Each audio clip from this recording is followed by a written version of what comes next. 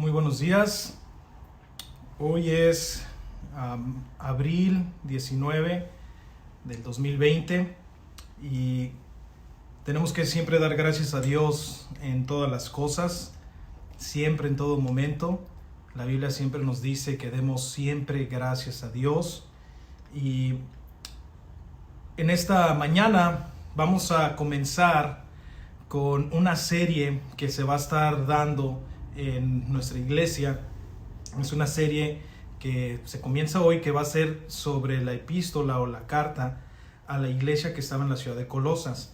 Esta carta se conoce como Colosenses, va dirigida hacia esos cristianos que estaban ahí, y el propósito es abarcar toda la carta sistemáticamente o expositivamente, con el fin de extraer todo el contenido, todo el contexto, y poderlo llevar y ver cómo es que esto es tan relevante y tan importante para todo lo que la iglesia hoy en día está pasando. No nomás por lo que hoy está pasando, siempre ha pasado por algo. Y miren, déjenles digo algo a usted que me escucha. La palabra de Dios, la Biblia, siempre ha sido relevante en cada época de la historia. Desde el tiempo que fue cerrado el canon a ahorita, la palabra de Dios siempre ha sido relevante y actual. Nunca ha sido algo anticuado y nunca ha dejado de ser. Es lo sobresaliente de la Biblia, que es siempre actual. Y por eso damos gracias a Dios, porque no es un libro en el que uno tiene que intentar de hacer que encajen las cosas para ver si queda. Es un libro que lo lees, te habla a ti mismo, es el único libro que te habla de regreso. Y al hablarlo dices, esto es por lo que estoy pasando, esto es lo que estamos viviendo, esto es lo que hoy en día pasa. Entonces, gracias a Dios por su palabra. Y yo te quiero invitar a que junto conmigo inclines tus ojos, tu cabeza, cierres tus ojos en señal de reverencia a Dios. Y vamos a pedirle que Él en esta tarde, esta mañana todavía, nos lleve a través de su palabra y nos enseñe qué es lo que tiene para hoy. Te invito a que me acompañes. Amado Señor, gracias Dios, porque nada se sale de tus manos, nada está fuera de control. Todo está hecho, dice tu palabra, por medio de ti y para tu gloria. Tú reinas, tú estás sobre todo, eres soberano. Nada, no hay un plan de contingencia en caso de que algo no te salga bien. Señor, todos tus planes son perfectos, todo lo conoces, todo lo sabes. Aún nuestras malas decisiones tú ya las sabes. Y te venimos a adorar por quien eres, por lo que tú eres, por lo que haces, por lo que has hecho, por lo que harás, por ser Dios. Y te adoramos, te bendecimos y exaltamos porque te revelaste a nosotros a través de tu Hijo Jesucristo y nos mostraste un camino mejor. Y hoy en esta mañana pedimos en manera más humilde, en súplica, que toques, que abras nuestro corazón, que muevas todas las cosas que nos estorban para no escucharla, y que nos permitas hoy en esta mañana escuchar atentamente tu voz. Padre, yo de manera personal te pido que me ayudes con mi lengua, con mis pensamientos, para que solamente hable de ti y no de mí. En el nombre de Jesucristo, amén. Muy bien, hoy vamos a estar, si me acompañan a la carta Colosenses, vamos a estar aquí y simplemente vamos a tocar los primeros versículos más al final, pero el propósito es dar hoy una introducción a esta epístola o esta carta. Esta carta, siempre cuando uno lee una carta, no es justo, no es correcto, no es ético agarrar una carta de alguien y tomarla y empezar a leer, digamos, a 3/4 de la carta, y en base a esa sacar conclusiones, sin conocer a la persona, a quién se le mandó, sin conocer quién la está mandando, sin saber en qué circunstancias, en qué momento se mandó, sin conocer esas cosas que a veces no están explícitas ahí, porque en la carta va dirigido con un mensaje. Entonces, cuando uno lee la Biblia, a veces lo que pasa es que alguien, no sé si le ha pasado a usted, a mí yo lo he llegado a hacer, que uno abre y así como, a ver, de Tim Marín, de Do Pingüe, y deja donde le abre a ver dónde cae, y dice, aquí voy a leer. ¿Y qué es lo que sucede? Que muchas de las veces nos vemos en el error de que leemos y algo dice ahí, y uno se queda perplejo y dice, pero ¿por qué dice eso? Ay, y ya te lo dejas ahí, no investigas más, y al otro día regresas a donde mismo. No, abres igual y a otra parte. ¿Y qué pasa? El crecimiento, el entendimiento, la facultad de discernir no crece porque no hay una forma sistemática de leer, y además no se estudió, no se conoció el contexto. Gente que va a visitar a un lugar, a una ciudad, trata de saber un poco de la gente, un poco de la cultura. Si uno va a Italia y quieres ir a conocer Italia o Roma, no nomás te avientas así sin saber. Tratas de ver del clima, qué tipo de cultura, de ambiente, de vestimenta hay, si hace frío, calor. Tratas de investigar un poco para empaparte un poco en el contexto cultural y poder llegar y poder a estar adaptado a las circunstancias de ahí.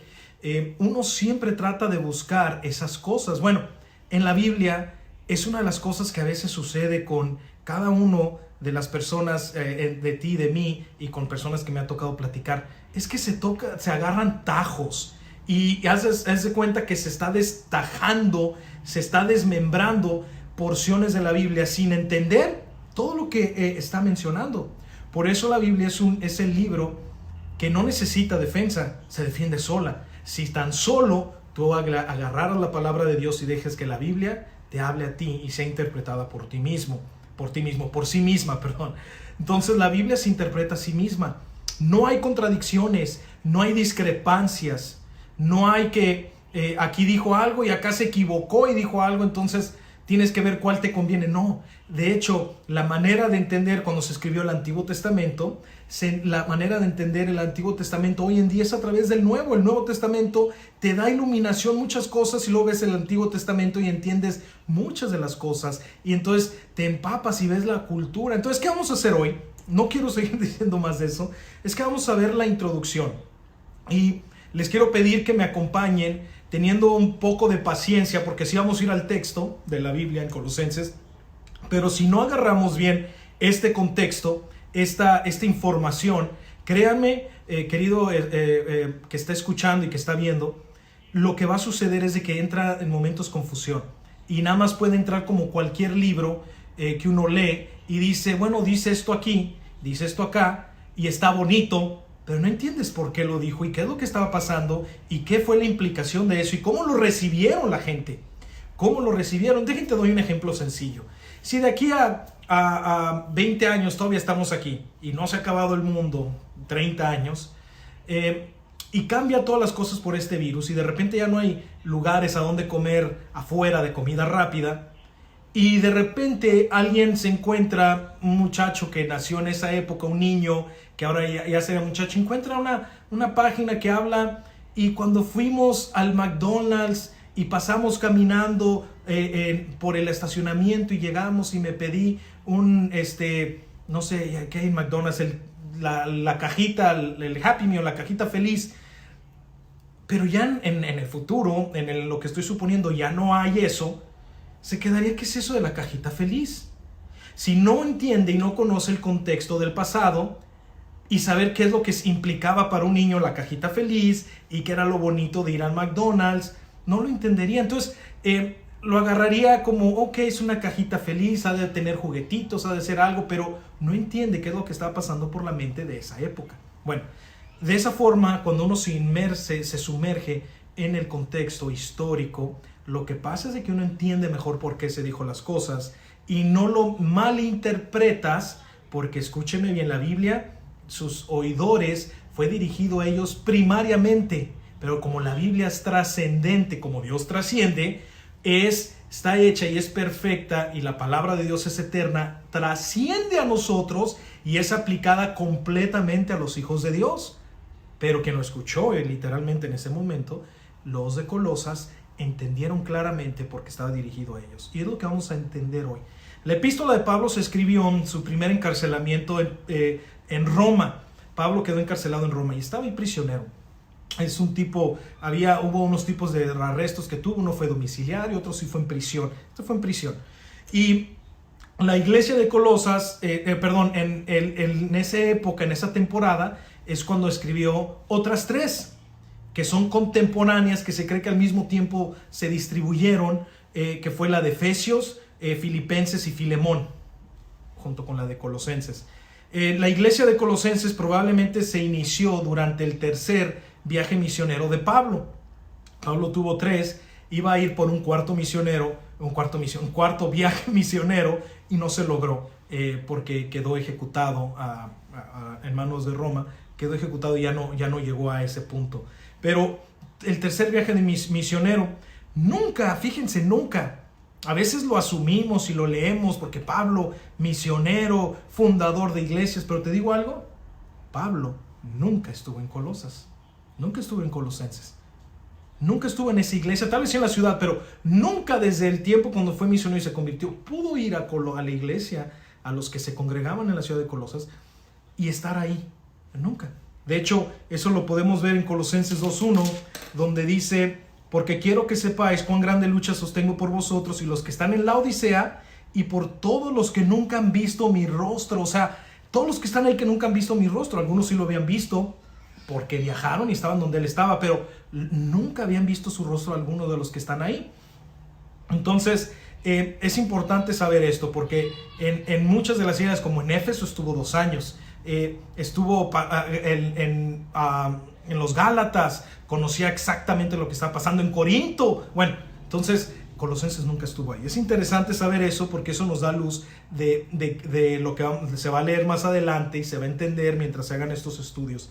Ahora, ¿qué es lo importante de esto? Es de que, sin embargo, Pablo, aunque no fue, él estuvo en la ciudad que estaba cercana ahí, una ciudad grande, una gran ciudad, que es la ciudad de Éfeso. Y ahí en Éfeso él estuvo por 2 años enteritos. De hecho, en Hechos 19 menciona dónde se quedó y qué estaba haciendo ahí. En Hechos capítulo 19, versículo 9 al 10, dice esto.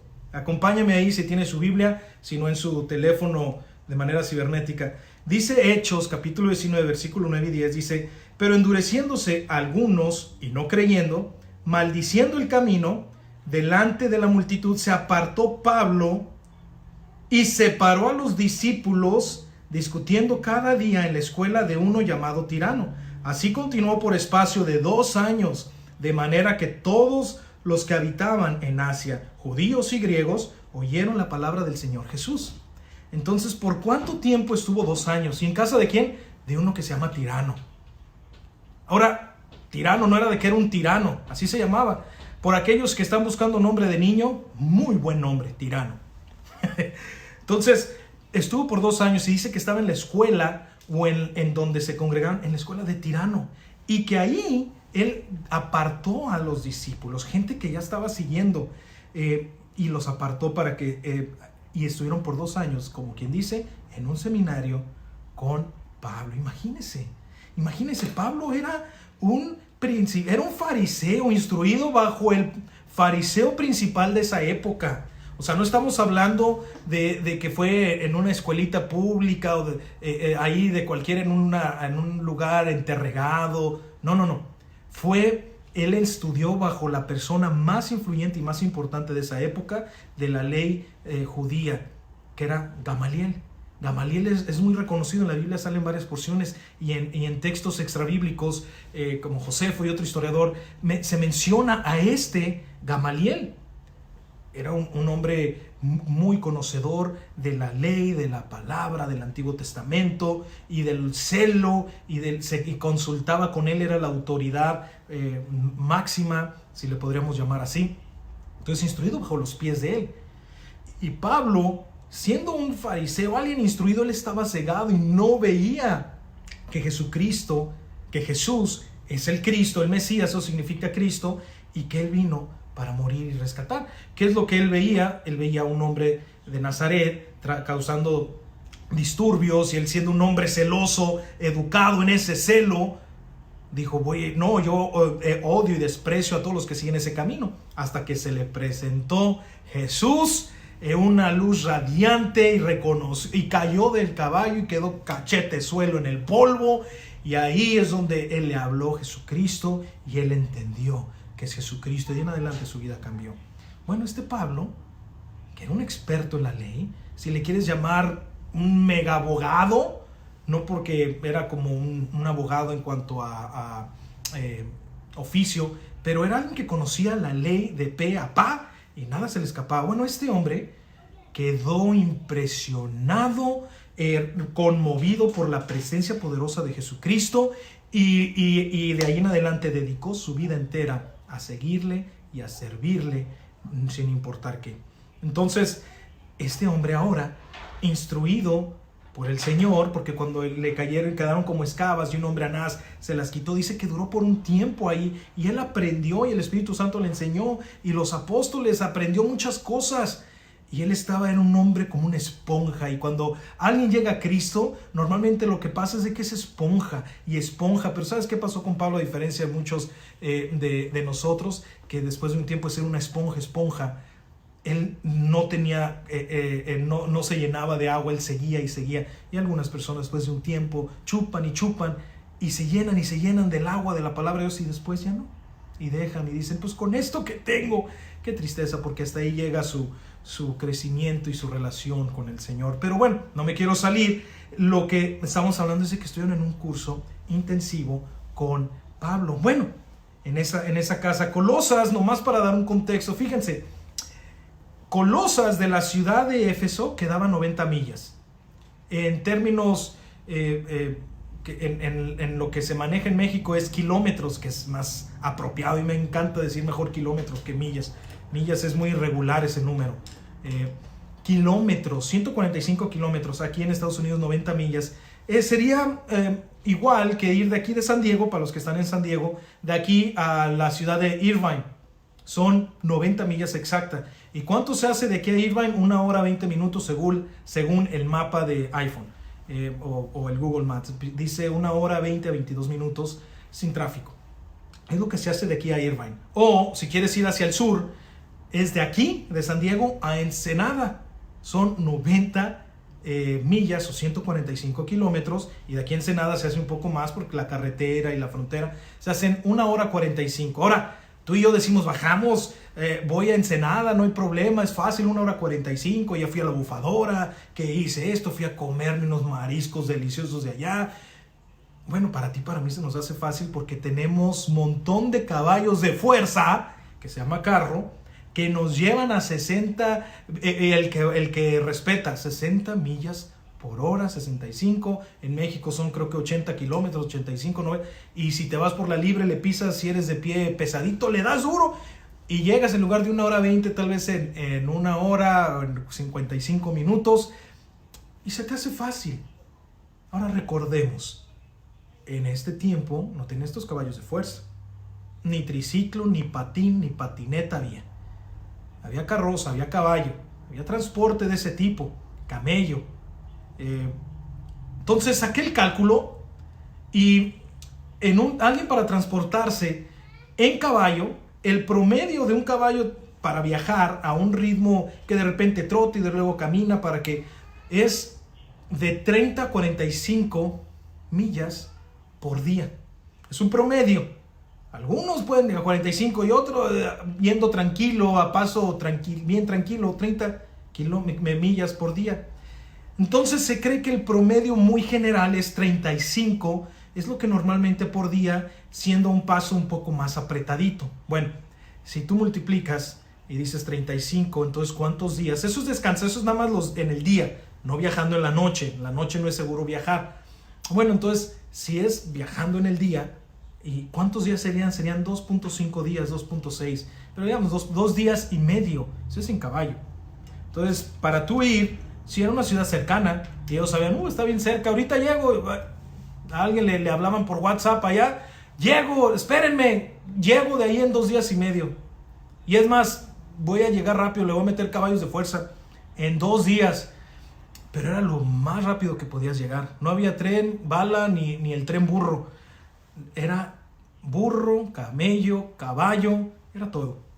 Entonces ahora te das la idea de cuál era la distancia entre Éfeso y Colosas. Bueno, la razón por la que digo es de que se cree que uno de los que estaban discípulos de Pablo, que estaba en ese seminario o en esos 2 años de estudio y de discusión en la palabra, es Epafras.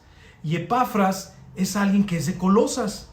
Entonces se cree que este estudiante regresó después de esos 2 años y de graduarse, por así decirlo, de este estudio bíblico. Epafras regresara para dedicarse a algo muy importante. Miren, todos los que estaban desde el comienzo, los apóstoles, lo que entendieron claramente que la misión y visión del cristiano y de la iglesia era evangelizar, era dar la buena noticia. Es una palabra que usamos nosotros los cristianos. Evangelizar significa dar la buena noticia, hablar de la buena noticia en el contexto completo, ¿no? Del infierno, pecado, juicio de Dios.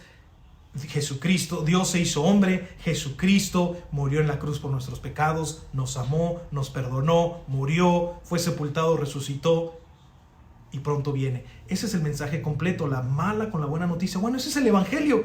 Su misión y su visión siempre fue dar el evangelio. Entonces todos los que se capacitaban no eran para llenarse la cabeza, la mollera, y son unos hombrones con un conocimiento. Pablo ya dijo: yo ya sé lo que es eso, fui instruido bajo Gamaliel, tenía el coco lleno de agua de coco y no me servía para nada.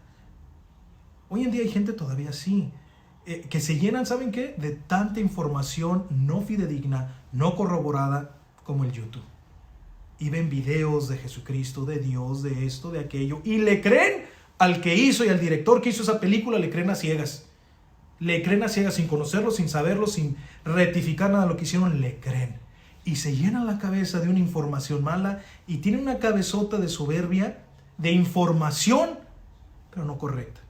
Entonces el propósito no era llenar información, era de que entre ese ardor y ese deseo era de salir y hablar de lo único más importante que hay. Es: necesitas a Jesucristo, si no vas a la condenación. Él te ama y te perdona. Entonces Epafras salió con esa visión que Pablo tenía de ir a hablar el evangelio, de plantar iglesias, de que haya la posibilidad más grande de hablar de Jesucristo y que la gente crea en él. Bueno, entonces este hombre regresó para evangelizar. Y fue en ese valle que se le llama el Valle de Lico, que abarcaba 10 millas, son 16 kilómetros. Y en ese estrecho de 10 millas, fíjense, eran 3 ciudades que estaban ahí, muy importantes. Una era Colosas, otra era Hierápolis y la otra era Laodicea.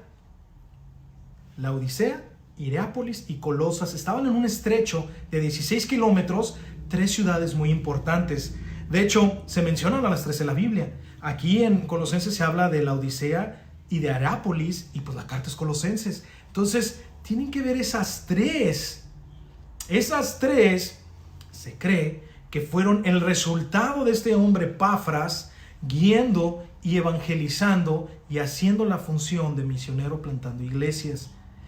Entonces, qué importante es eso. Ahora, más adelante voy a mencionar algo ahorita en un momento, pero es importante conocer esto porque nos da luz y te ayuda a ti y a mí a saber todo el contexto y más contexto de otros pasajes en la Biblia. ¿Ok? Entonces, la Odisea se encontraba a una distancia de Colosas muy cercana. Entonces, Colosas y la Odisea estaban más cercano que Colosas de Hierápolis o la Odisea de Hierápolis. Los que estaban más cercanos eran la Odisea y Colosas. Y es por eso posible que este hombre joven, celoso, vigoroso y estudiante de Pablo fundara ambas iglesias, y posiblemente la de Hierápolis, porque se habla que en Hierápolis había gente que se congregaba. Entonces, Colosenses 4:16, nomás para corroborar, y los que están apuntando, en Colosenses 4:16 dice de esta forma: cuando esta carta haya sido leída entre vosotros, leída en las iglesias, se lea en la iglesia de los laodicenses, que es la ciudad de la Odisea, y que está en la Odisea, la leáis también la de vosotros. Entonces les da mi instrucción: compartan ustedes, colosenses, mande esta carta a los de la Odisea, y la de la Odisea que les mande a ustedes. Entonces que se comuniquen, que se entrelacen, que se compartan eso. Hoy en día hay un fenómeno que entre las iglesias no se comparten. ¿No? Hay algo cerrado. Y se habló algo en una conferencia que tuvimos acerca de lo que es los hermanos libres, que se supone la palabra significa hermanos abiertos, que se recibía, y el propósito era tener a cualquier persona que estaba oprimida de cualquier otro sistema religioso opresor, denominación opresora, de leyes, de tradiciones, que se juntaran allí y se pudieran congregar con la finalidad de hablar de Jesucristo. Bueno, hay hoy en día una cosa muy cerrada, y entre iglesias, entre mismas iglesias hermanas, pareciera competencia, pareciera que es esto. Hay una brincoteadera de hermanos de aquí para allá, váyanse para allá, vente para acá, vente. Y hay un relajo. Esto no es lo que enseña la Biblia. Lo que se comparten es la palabra de Dios, el gozo de tenerla, el evangelizar, el decir, conociste a Cristo, mira, tú estás cerca de allá, ves iglesia, es de gran bendición, te pido, te lo ruego, ve para allá, congrégate, te queda más cerca allí, es buena iglesia esa. Hoy en día se sucede un poco lo opuesto, es una usura, un pensamiento más limitado, hermético y cerrado. Y aquí lo que se ve es que entre estas iglesias, siendo independientes o autónomas, Pablo decía, compartan, pasen, no sean así cerrados.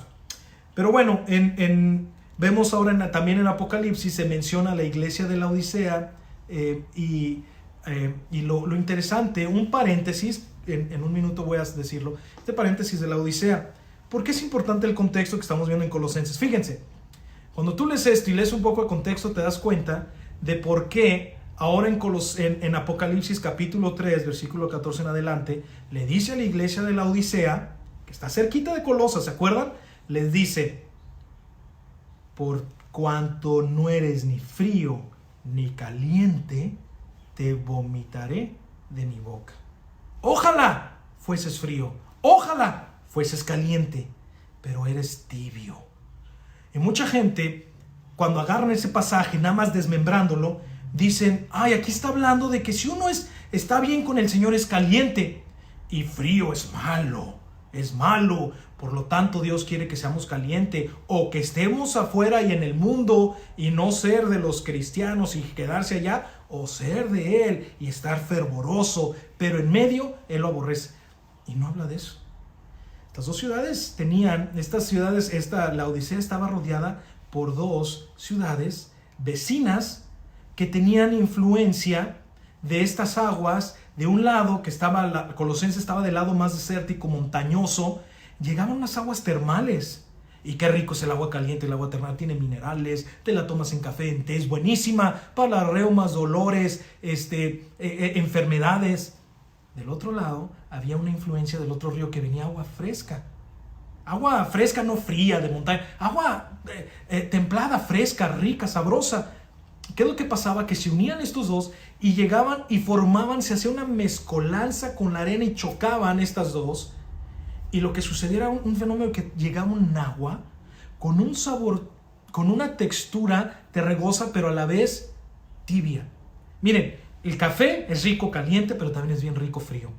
Tibio no es lo mismo. Y hay quien le gusta tal vez tibio, pero cómete un caldo de pollo tibio, cómete una birria tibia, cómete un mole tibio. ¿Verdad que no? Lo frío es buenísimo, quita lo hinchado, te refresca. El agua fría es buenísima. Y no estoy hablando helada, nada más fría, fresca. El agua caliente, el agua tibia, no es un término que no es lo más deseable. Entonces, la ilustración que está haciendo es que tienes influencia de la iglesia que está arriba, Colosas, y tienes la influencia de la otra iglesia. Ojalá fueras como una de esas. Cierro el paréntesis. Ahora entendemos por qué es importante el contexto, porque nos lleva y nos traslada a entender y decir, ahora entiendo, estaban cerquitas, son ciudades vecinas, llegaba esto y esta iglesia tenía su sistema de agua, no era la mejor, porque llegaba agua turbia y agua revuelta, era agua tibia. Entonces no podían usarla tal cual, tenían o que enfriarla o que calentarla y aparte limpiarla.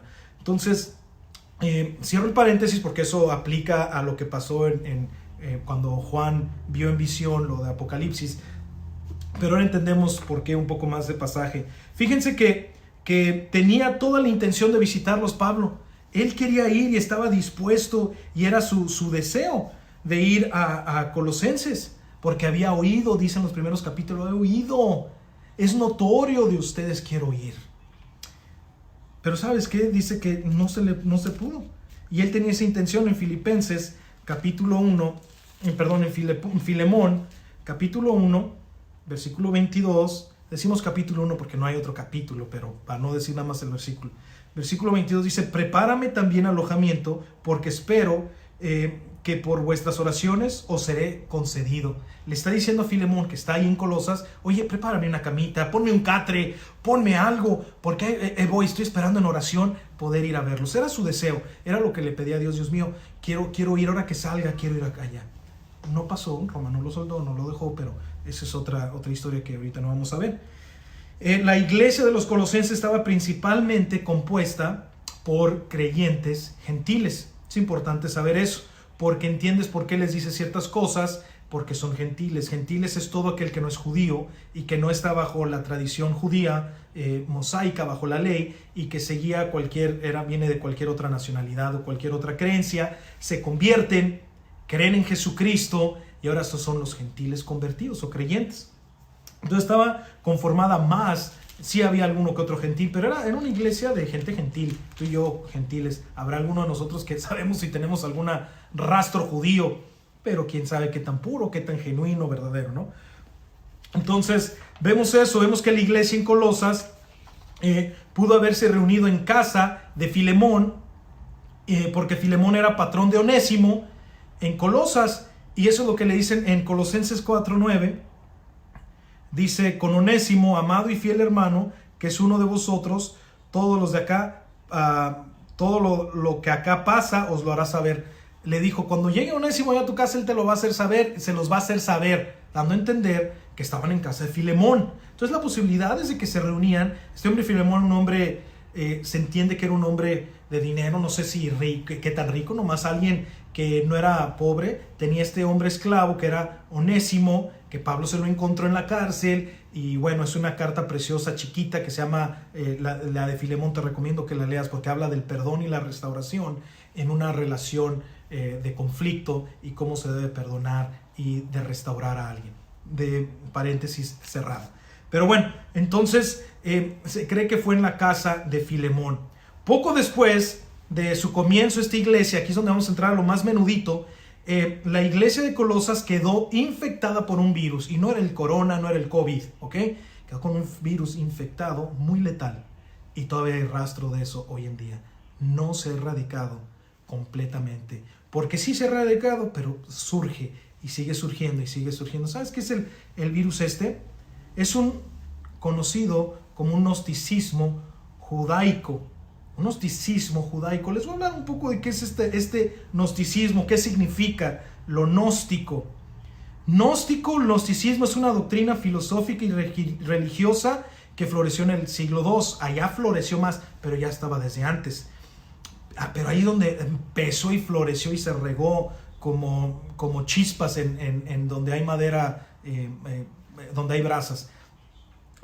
Era marcadamente una filosofía sincretista, es decir, se alimentaba de cualquier pensamiento que le interesaba. El sincretismo es que está ahí y le parece bien algo de aquello y dice, oye, eso está bueno, y lo incluyes. Y mira, eso de allá que hacen aquella, véngase para acá. Y eso, véngase para acá. Y eso, venga. Y era una aglomeración de diferentes pensamientos y los juntaban, y por eso pegó tanto, porque mucha gente tenían de dónde ir. Oye, pues hacen esto, hacen aquello, se cree esto, se cree aquello. Bienvenido, vente, aquí podemos estar todos juntos. Pero mira, vamos a ver qué destructor pensamiento, filosofía, ideología destructora. Cosa que hoy en día todavía pasa, ahorita vamos a ver. Por esta razón, cuando entró esto en contacto con el cristianismo naciente, que apenas tenía poco, y entró en contacto, este gnosticismo, fíjense qué hizo, adoptó en sus diversas sistemas de enseñanza y filosofías, agarró enseñanza cristiana. Entonces agarró cosas del cristianismo también y dijo, mira qué bonito, déjalo, agarro esto. Y gente cristiana empezó a ver, oye, pero acá mira, también creen esto, también ven esto. Dice, ¿y sabes qué es lo que pasó? Que por eso fue escrita esta carta, es que los cristianos tuvieron y se vieron obligados a demostrar que el uso que los gnósticos le estaban dando a algunas de las enseñanzas cristianas en realidad no eran el evangelio. Principalmente el ataque del gnosticismo es al evangelio, y vamos a ver en qué forma. Ahora voy a abrir otra vez un paréntesis. Miren, estimados oyente que está ahí,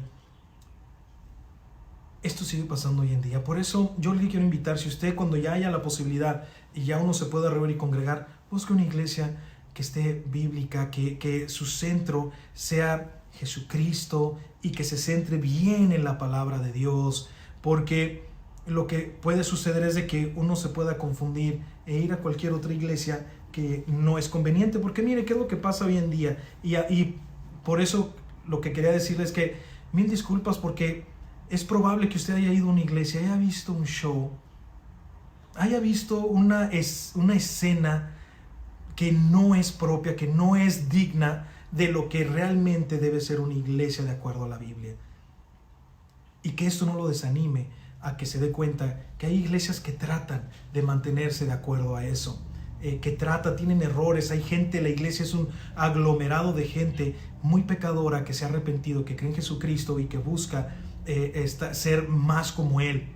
Y en medida que buscan ser como Él, se les va viendo más su pecado, pero siguen diciendo, ya no quiero, Dios me ayuda, y Dios les ayuda y son cambiados. Esa es la iglesia. Sin embargo, necesitamos estar como iglesia, como conjunto, sembrados en la palabra de Dios. Y es lo que la carta que Pablo les da es, estén unidos, cimentados, arraigados en Él, no en cualquier otra enseñanza. Y esto sigue siendo una realidad actual. En muchas iglesias cristianas que en sus comienzos fueron bíblicos, comenzaron bien, bonito, bíblico, comenzaron bien, y con el tiempo se parecen más y más y más al mundo que a lo que la Biblia describe como la novia de Cristo. Se parecen más, huelen más. Es más deseable la iglesia para el mundo, no porque habla el evangelio, sino porque tienen un espectáculo, un show, una de cosas que son de adorno, sonido, música, ambiente, comodidad, todas cosas buenas, pero como el enfoque es ese y no es la palabra de Dios, van y están ahí, pero el contenido es casi nulo de la palabra de Dios. Son cucharaditas de Gerber, alguien que ya tiene 10 años de vida y tiene 5 cucharaditas de Gerber, no le alimenta, no le sirve, nada más sabe riquito, y aún así le hace el bebé y lo echa. ¿Sabes en qué forma está llegando eso hoy en día? ¿Sabías que hay iglesias que grupos de iglesias son grupos de yoga? Dijo yoga. Sí, yoga. Es que yo lo hago, es un ejercicio muy bonito, me ayuda a respirar, me estiro. Fíjate que ejercicios de yoga. La yoga no fue hecha ni fue diseñada para que tu tortícolis y tu hueso desviado y te sientas mejor nada más atléticamente. Eso no fue el propósito de la yoga. El propósito de la yoga es una filosofía oriental que era un ritual espiritual que hacía ciertas contorsiones y la gente se forzaba a través de quedarse ahí en esa forma incómoda, difícil, que dolía al principio.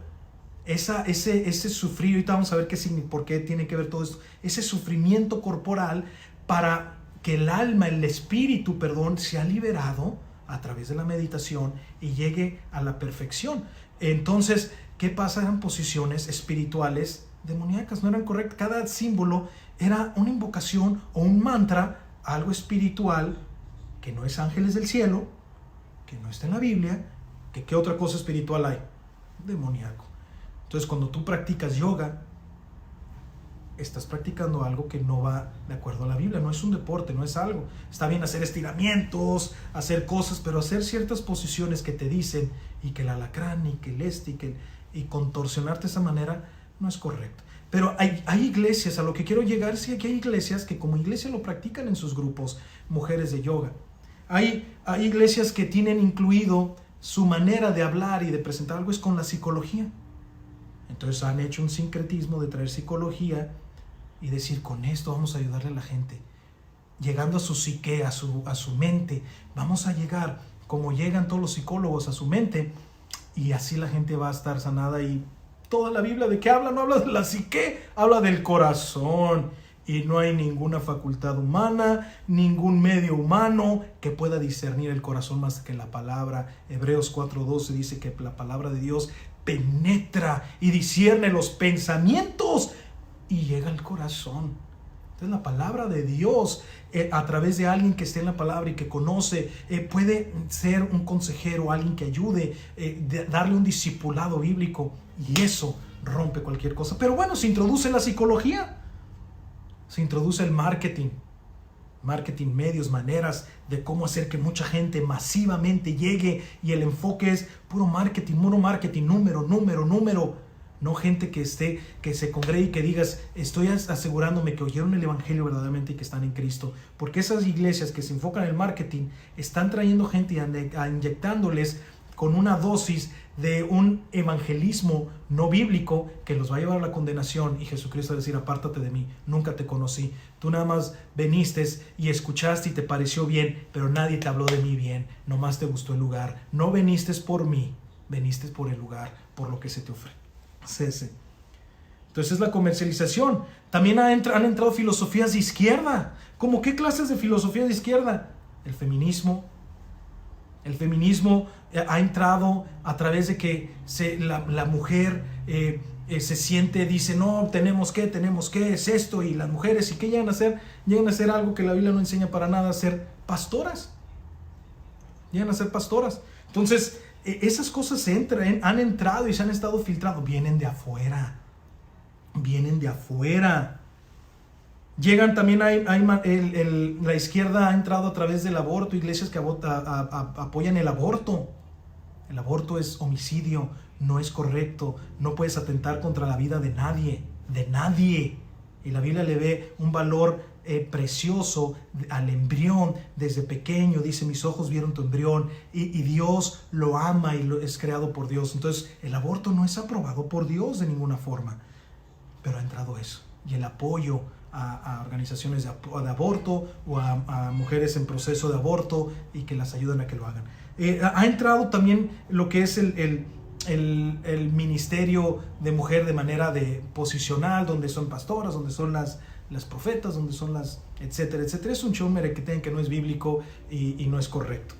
Entonces, todo este es el contexto de qué es lo que llega a ser el gnosticismo y cómo nos llega a nosotros. Entonces, cuando lees Colosenses dices, sí nos aplica correctamente, porque si vieras todo lo que he escuchado, todo lo que he visto, todo lo que he escuchado, y ahora que uno tiene el Facebook y el YouTube, ves unos de shows que hacen una burla de eso porque da risa. Pero ya nos encajaron a todas las iglesias en eso, y ya nos pusieron, ustedes son de esos chiflados que están ahí agarrando serpientes y a ver si los muerden, y son de esos chiflados que hacen breakdance en el suelo y están ahí convulsionándose en el suelo y que les tiran con el saco. Son de esos mismos. Cuando uno dice, no, por favor, nada que ver.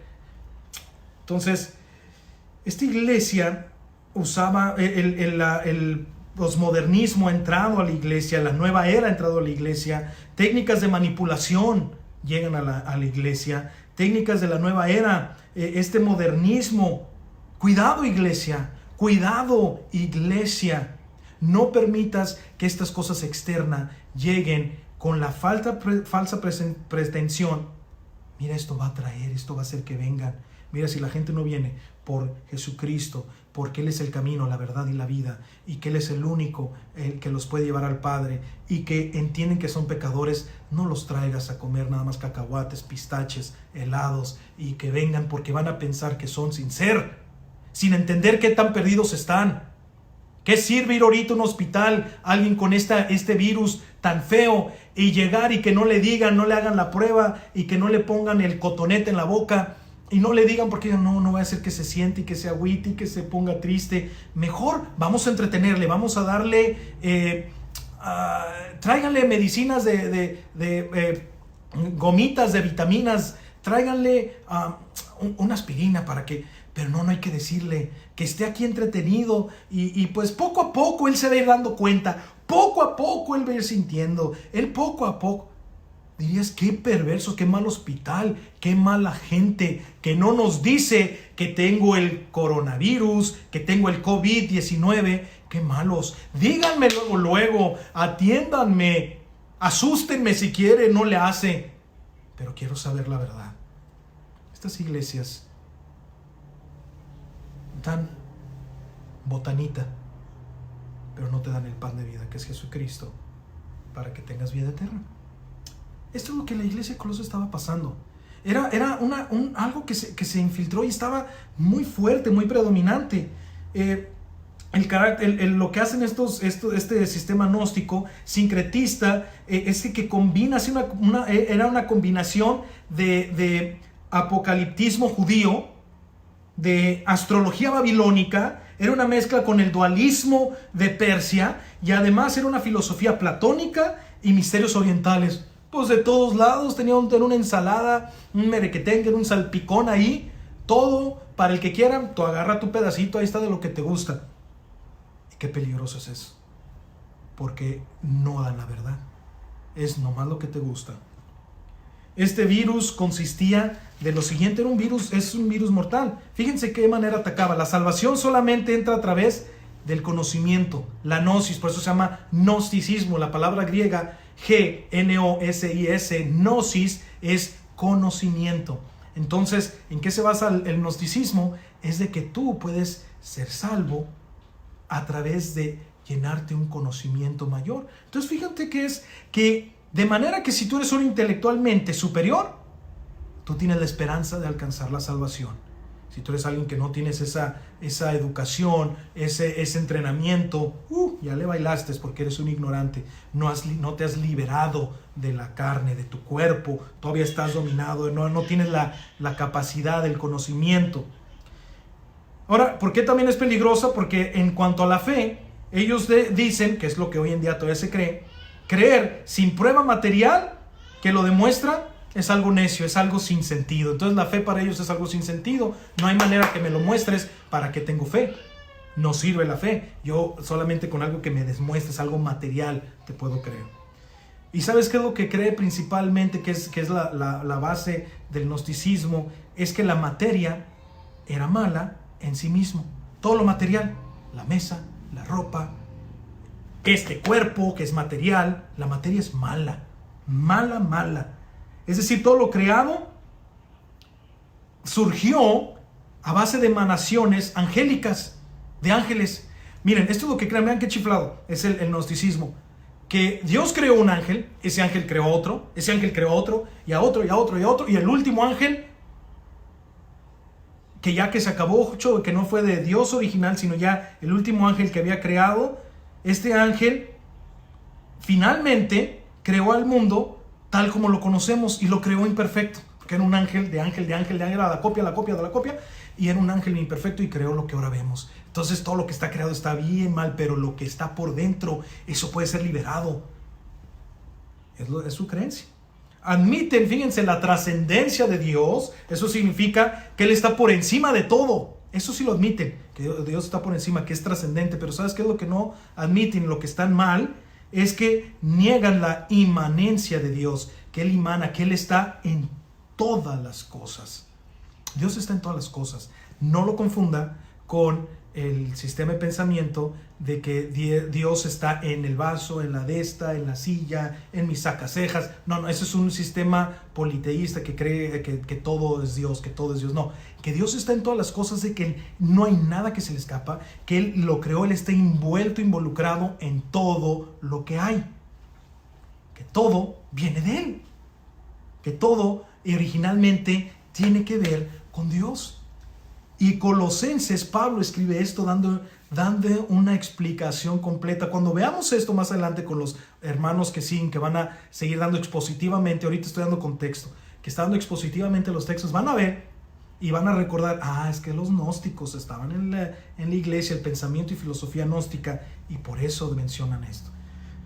Y fíjense qué tan fea es esa creencia para los que confiamos en la Biblia, es que por esa forma es que rechazan inmediatamente la encarnación de Cristo. Si la materia es mala y Cristo se hizo hombre, agarró cuerpo humano, no puede ser eso posible, porque el cuerpo es malo. No puede haber encarnación. Niegan la encarnación. No había un 100% Dios, 100% hombre. Lo niegan. Niegan la creación divina, que Dios creó las cosas bien y que le pareció bien y dijo que era bueno. No puede ser así que sea bueno, la materia es mala. Niegan la oración, niegan la fe, los milagros, la segunda venida y la exactitud de la Biblia. Por eso es tan peligrosa, y Epafras ve esto y dice, no supo cómo lidiar con tanto que se estaba metiendo en esta iglesia. La meta del hombre es pensar en un mórbido ascetismo. Fíjense, la meta del gnosticismo es en un mórbido ascetismo. ¿Qué es el ascetismo? Tiene dos escuelas, dos corrientes, dos extremos. Fíjense, uno son los estoicos. Los estoicos dentro del ascetismo, que son gnósticos, estos creen en la negación total de los goces de la vida, que lo material es malo, y en el maltrato del cuerpo por amor al espíritu. Entonces, ¿qué hacen esta gente? Se abstienen de comidas, hacen dietas especiales, se maltratan a su cuerpo, se latiguean, algo hicieron mal, dan de golpes, hasta se llegaron a mutilar, a lastimar, con tal de que a través de eso ellos entren en una meditación mejor y sean liberados al alma. De ahí viene mucho el masoquismo. El masoquismo es infringir dolor con tal de uno sentir algo mejor. Bueno, estos eran los estoicos. Era un extremo de los mismos gnósticos, pero está al otro lado, que son los epicúreos. Y esta escuela de los epicúreos era que la práctica de una vida licenciosa, sin límites, es lo que debe haber, que deben de disfrutar el vuelo al hilacha. Si te parece bien, si te gusta, hazlo. Entonces había dos escuelas, por así decir, los flacos y los gordos. Los que estaban en dieta y los que le entraban a todo. Los que se restringían de todo y no disfrutaban nada. Y los que le daban vuelo al hilacha en todo. Pero eran gnósticos y eran bienvenidos. Y eran, bienvenidos, queremos en lo mismo. Pero yo soy estoico, tú eres epicúreo. Tú piensas que es esto, yo pienso esto, pero está bien. ¿Qué error? Miren, les voy a decir lo que dijo Scofield. Scofield dijo estas cosas, esto que me parece muy interesante, que es relevante el día de hoy. Dice, el cristianismo puro vive entre dos peligros presentes. El peligro de evaporarse ante una filosofía y el peligro de quedar congelado en las formas. Fíjense, el peligro de evaporarse, desaparecer una filosofía como esta, desaparecer y dejar de ser cristianismo y sería una filosofía. Corre el peligro, pero también el peligro de congelarse en las formas, en las tradiciones, quedar fría y no poder crecer. Dos peligros que puede caer. Por eso uno se mantiene en la palabra, para no caer en esos dos. En conclusión, este virus de error incluía la observación de las dietas, del día sábado judío, incluía la circuncisión, este pensamiento, incluía la adoración de los ángeles y las prácticas del ascetismo, que es golpearte, pegarte, lastimarte, con tal de que no sientas. De hecho, hay cristianos hoy en día que sienten que se tienen que, o gente que religiosa que se golpea y se cree para dejar de pecar. Para dejar de pecar, se pegan. Vieron una mujer, ¡ay, le diste a la mujer! ¡Ay! Se dejan el ojo morado. ¡Ay! Y se pegan, se latiguean. Había un hombre, Agustín de Hipona, que llegó a su límite de que él, cuando veía a alguna mujer o tenía el pensamiento impuro, llegaba y se aventaba los rosales y ahí rodaba el pobre hombre, ¡ah!, rodando. ¡Qué extremos! ¡Qué cosas antibíblicas! La carne no se pelea con carne. No se pelea con métodos humanos. La carne ya fue peleada, ya fue ganada y derrotada por Jesucristo en la cruz. Dice que ya quedó ahí. Cuando uno permite que Dios trabaje en su vida, uno ya no tiene que batallar de esa forma. Lucha, cae, el Espíritu Santo te convence, te levantas, te arrepientes, dices no más, y el Señor te ayuda y vas mejorando, ¿no? Bueno, Por último, quiero mencionar estos para ya terminar. Epafras aparentemente fue incapaz de poder atajar en forma apropiada estas enseñanzas y se fue en un largo y peligroso viaje hasta Roma. ¿Sabes para qué? Para hablar con su maestro, para hablar con el que lo discipuló, para hablar con Pablo y para consultar con él. Decirle: Pablo, esta es la situación.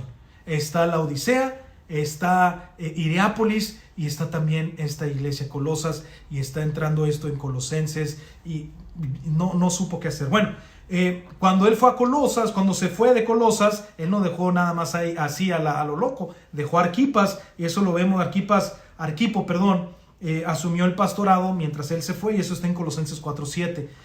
Arquipo lo vas a ver ahí. Otro nombre por si quieres para un hijo. Yo lo estoy considerando para mi próximo hijo. También cuando llega a Roma Epafras para informar a Pablo, Epafras entonces también es encarcelado. Llega y es encarcelado, pero no nomás así de la nada, porque predicó la palabra. Llegó y habló de la palabra y fue encarcelado. Eso lo puedes leer en Filemón, versículo 23. Y Pablo escribe a los colosenses para enfrentar el problema, y la envía con este hombre que se llama Tíquico, que era su hombre de confianza, era su hombre, su brazo derecho. Tíquico era el que iba y venía y traía cosas y le traía hasta el manto. Tíquico. Hay muchas menciones a Tíquico en las epístolas, y ahí está en Colosenses 4:7, dice que con Tíquico lo envió. Otro nombre muy chistosito. Y la epístola contiene uno de los más importantes y profundos pasajes de la cristología. ¿Qué es cristología? La enseñanza acerca de Cristo o de Jesucristo. Uno de los más importantes, que es Colosenses capítulo 1, del 15 en adelante, es de los más profundos de las epístolas. Cómo encierra a ese lo que se le llama que Jesucristo es 100% Dios, 100% hombre. Nunca dejó de ser Dios, pero fue 100% hombre. Y cómo esto está en la persona de Jesús. No era una mezcla, no era un dualismo donde había 100%, no, eran unas dos totalidades en una persona. Entonces, cierro con decirte esto. Fíjense qué trascendente, y cómo el Espíritu Santo dirigió a los escritores de la Biblia. Pablo, que escribió estas que les voy a leer ahorita, fíjense qué armonía tan bonita hay. En Romanos, somos justificados en Cristo. Ese es el mensaje central. En 1 Corintios somos enriquecidos en Cristo. En 2 de Corintios somos confortados en Cristo. En Gálatas somos libres en Cristo. En Efesios somos vivificados en Cristo. En Filipenses somos felices en Cristo. Y en Colosenses, ¿sabes qué? Completos en Cristo. ¿Sabes qué pasa hoy en día? Y tal vez tú te has dado cuenta, el mundo y tu vida nunca está completa, ni con mujeres, ni con drogas, ni con satisfacciones, ni con nada, si no está en Cristo. Jesucristo dijo: separado de mí, nada puedes hacer. Puedes hacer muchas cosas, sí, pero que tenga trascendencia y que te dé la verdadera vida, la verdadera felicidad, el verdadero gozo, no, porque Él es pan vivo que sacia y agua viva que sacia. Entonces, yo te quiero invitar a que a través de este tiempo, estas semanas, te metas y leas esta semana, una vez o dos veces durante la semana, leas Colosenses, para que cuando venga el mensaje la siguiente semana, que lo va a dar uno de nuestros ancianos, entiendas y veas y puedas capturar para ti que estás completo en Cristo. Todo aquel que confió, no le falta nada, no necesita nada, está completo en Él. Te falta trabajo, pero dice: estoy completo en Cristo. Te falta salud, estoy completo en Cristo. Te falta la esposa, el esposo porque murió, estoy completo en Cristo. Eres soltero, estoy completo en Cristo. Y el cristiano el verdadero cristiano, el discípulo de Jesucristo, es la persona más completa, más feliz, más que disfruta, y que no importa qué pasa, puede dar la gloria a Dios. Yo te pregunto, ¿tú puedes dar la gloria a Dios ahorita en tu situación? Tú estás feliz, te sientes completo. ¿Sabes qué es? No tienes la vida eterna, no tienes a Cristo. Y Él vino a ofrecértela gratuitamente. Te quiero invitar, si quieres conocer más de Jesucristo y venir a Él, contáctanos. Esta es la página de la iglesia, y con mucho gusto alguien, ya sea yo o alguno de los ancianos o alguna otra persona, te va a contactar y te puede dar información y decir: yo quiero venir a Cristo, yo quiero conocerle, me enseñas cómo. y con mucho gusto. El Señor te bendiga, espero que sea de bendición para tu vida. Padre, en el nombre de Jesucristo, en el poder del Espíritu Santo, pido que esto haya llegado al corazón de cada persona y que sea el Espíritu Santo el que discierna. Si alguien hoy quiere venir a Cristo, que no deje pasar otro día más, que hoy venga a tu Hijo Jesucristo y tenga vida eterna. Con este virus, con cualquier otra cosa, no sabemos cuándo podamos vivir, cuánto tiempo, pero podemos saber que hoy estamos completos en Él y que tenemos vida eterna hoy. Y esto te lo pido en el nombre de Jesucristo. Amén. El Señor le bendiga.